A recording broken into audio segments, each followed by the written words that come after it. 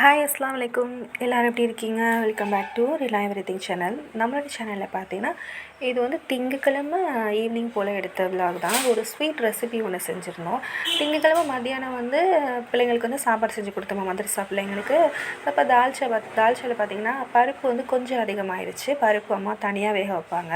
So அந்த பருப்பை வந்து கொஞ்சம் போல் எடுத்து வச்சுட்டாங்க.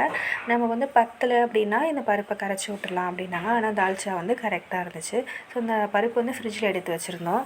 ஈவினிங் பார்த்திங்கன்னா நல்ல மழையாக இங்கே திருச்சியிலலாம் மழைக்கு நல்லா சுட சுட ஏதாவது சாப்பிட்டா நல்லாயிருக்குமோ அப்படின்னு தோணுச்சு. வீட்லேயுமே வந்து வெல்லம், மைதா மாவு அதெல்லாம் இருந்துச்சு. சரி, அதை வச்சு வந்து இந்த சுழியம் செய்யலாம் அப்படின்னு சொல்லிட்டு ஸ்டார்ட் பண்ணியாச்சு. தேங்காயெலாம் நல்லா திருவி போட்டு வெல்லம் அப்புறம் வந்து பருப்பெல்லாம் போட்டு நல்லா மிக்ஸ் பண்ணோம். அது மிக்ஸ் பண்ணோன்னு பார்த்தா என்னன்னு தெரியல, ஒரு மாதிரி இலகிருச்சு.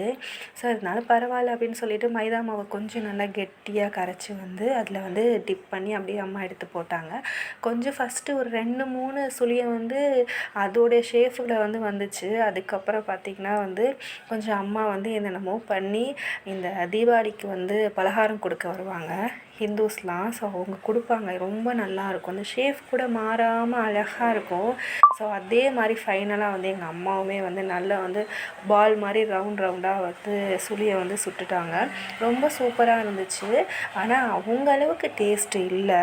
நமக்கு தெரிஞ்ச அளவுக்கு வந்து இந்த மழைக்கு நல்ல இதமாக சுட சுட வந்து சுட்டு சாப்பிடும்போது சூப்பராக இருந்துச்சு. இந்த ஸ்வீட் உங்கள் யாருக்கெல்லாம் பிடிக்கும் அப்படின்னு சொல்லிவிட்டு மறந்துடாமல் கமெண்ட் பண்ணுங்கள்.